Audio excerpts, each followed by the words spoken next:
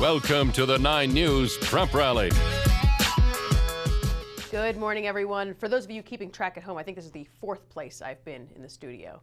The quarterfinal playoffs are off and running, and so far, it's been the top seeds taking care of business through 2 days. Nothing changed when we saw 2 nearly evenly matched teams in 4A Friday night. To Ray Patterson Stadium we go, where it's number 5 Broomfield taking on number 4 Loveland. Second quarter, Cole Crew throws the deep ball dime to Josh Dunn for a 38-yard score. That tied the game at 7. But it was the Loveland defense that was the story Friday night. Check out this play here. Austin Beerhouse with the INT tipped to himself. What a catch right there. And Loveland would take the lead in the 4th thanks to this upcoming pick 6 from Joe Killian. That helped seal the deal. 3 interceptions for the Indians, and they come out on top 28-7. Out to one of our Game of the Week candidates, 3A matchup, number 2 Holy Family hosting number 7 Evergreen. This was a very first play from scrimmage, and it set the tone for the rest of the game. Michael White hits Oscar Sena on the sideline. He beats the defender. There's no one in between him and the goal line. Ain't no stopping him now. He's got the groove. 80 yards on the score. Let's move ahead late to the second quarter. Evergreen will get on the scoreboard with the touchdown run from Noah Martins. Cougars trail 21-6 into halftime. Third quarter, Holy Family touches the end zone again. Michael White finds Liam Gray in the back of the end zone. Tigers touchdown. Holy Family goes on to win 41-6, advancing to the semifinals. Out to Strasburg for the 1A quarterfinals. The Indians hadn't given up a single point all season. We picked this one up in the second half. Strasburg's capping off a drive with a touchdown run from Tryson Graff. You'll hear from him in a second, but Meeker put up a heck of a fight. Here, Jeremy Woodward breaks off a long touchdown run. This one went to the final seconds. The Cowboys looking to tie it up, air it out to Spud White. What a name for the touchdown with just 40 seconds left. Meeker would need the 2-point conversion, though, to tie it. That's where Strasburg's defense came through. Here we go, the Indians spoiling the hopes of an upset bid, 36-34. They move on to the semifinals. We weren't really ready at the start, but Let's go! we weren't really ready for it at first, but next week we'll be ready for it, and we're just going up from here. We came out pretty slow, made a few mistakes. We fought back, battled in the end, and we came out on top. That's all that matters. Tristan got the water cooler there. I love it. Saturday's performances saw some of the hardest running backs in the game. Wait until you see this one from the lone 5A game. Number 6 Fairview taking on number 3 Legend. The highlights, so bright fans had to shield their eyes. Legend running back Connor Ice sidelined with an injury, so junior Bryce Vaz made his first career start. How's this for a start? 54 yards to the house, Titans up 7-zip. Fairview answered when Liam O'Brien hit Josh Rowland, spins away from a tackle, reverses field. They were all tied up. But to the second, watch this, where Vaz ripped his jersey, had to switch to the legendary Walter Payton's number, and he surpassed his career best on the day with 310 yards and 6 touchdowns. This one covered 65 yards. I told you about him, guys, over the summer. I knew he was going to have a breakout season. Fairview down 2 touchdowns in the third. O'Brien to Jay Barry puts him in the spin cycle. 51 yards later, the Knights were within 7. But the Titans turned to JT Axelrod, who just kept the same ground game going. Runs through defenders, runs down the sideline, say good night to the Knights. Legend wins 56-35. They'll advance to the semifinals for the first time in program history. It's a date with Valor. Gorgeous day for football for a number 1 Dakota Ridge hosting number 8 Montrose at Englewood High School. Eagles strike first and early. First drive, quarterback Ben Goltig says, I can take it myself, all the way down the middle to the house, 7-0 Dakota Ridge. Montrose battled though, late first. Here we go, 31-14, they pull within 10. Keegan Goodwin to Eli Evans for the touchdown. It's a nice catch, it's 31-21.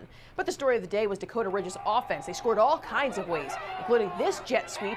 Second half, Max Hart for the touchdown. Eagles look dominant in the 76-34 win. They are on to the semifinals. An absolute thriller in Johnstown as number 8 Fort Morgan and quarterback Briggs Wheatley took a 16-14 lead with a minute 30 left in the fourth quarter. But the extra point blocked by Roosevelt's Clayton Robinson, keeping it a 2-point game. So the 3A number 1 Rough Riders march down the field. Senior Brecken Sawyer kicks the game winner with 2 seconds. It's a party, and it's a win for the Rough Riders. Here is Coach Lane Wassinger post-game to the team. Since 1936, only 4 Roosevelt football teams have ever made it to the semifinals. You're number 5, baby.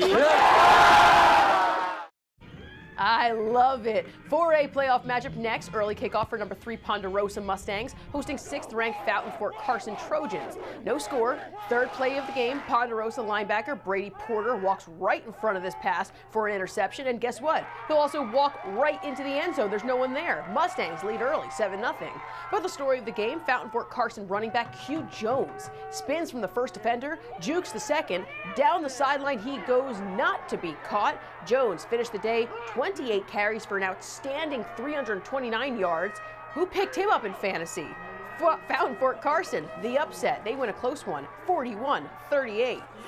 A rematch from last year's 2A playoffs, Sterling hosting Lamar in the quarterfinals on Saturday afternoon. Savages looking to flip the script this time around. They begin with a touchdown on the reverse to Damian Ramos, sneaks his way in. But a defensive battle, we move to the fourth quarter, still 7-0. Quarterback Zane Ranking keeps this one himself, dances his way around the defenders for the long touchdown run. Sterling in desperate need of something coming up here. It's going to be desperation mode, so here we go. Caden Sheets drops back, finds Tucker Myers. He runs it all the way in for the touchdown, but it's too little too late for the Tigers. 7-seed Lamar upsets 2-seed Sterling by a score of 14-6 in that defensive slugfest. Hey, check out this play from Palmer High School in Colorado Springs. Nate Randle on the go route extends the arm, reels in the one-handed catch. That's an absolute beauty and could be a play of the week next week. But now it's time to reveal the plays of the week this week in this week's Honor Roll. We had more than 9,000 votes this week, which was up a lot from last week. So let's keep that up and vote a lot more. But without further ado, with more than 4,100 votes and almost 50% of the vote, it was our 5th place play. But clearly, you didn't agree. And that's the beauty of this. Brighton quarterback Nate Griffith airs this one out 35 yards to the end zone. Eli Bowman wins the hands battle, mosses the defender for the touchdown and the play of the week. A former 2-time state champion at Valor Christian has joined the Eagle coaching staff after his college season was canceled. Scotty Gaines shares how Alexis Chavez Salinas has brushed off his obstacles. He goes with the flow. Let's get ready to play. Let's get ready to play. The only thing better than Alexis Chavez Salinas' hair is his attitude. You know, every day's a gift, and I try to live it out accordingly. COVID-19 canceled Alexis's junior season at Amherst College. When I first dropped out of school, I wasn't going to do anything.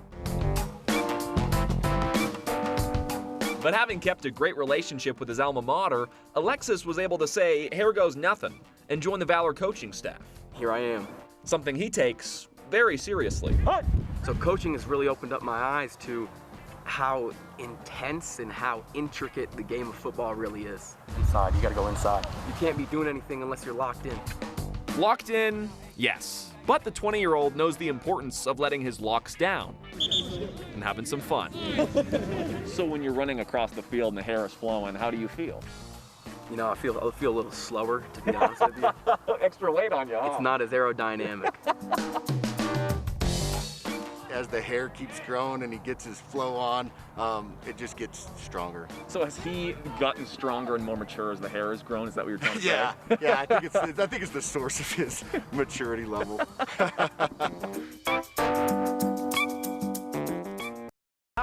Find us on social media.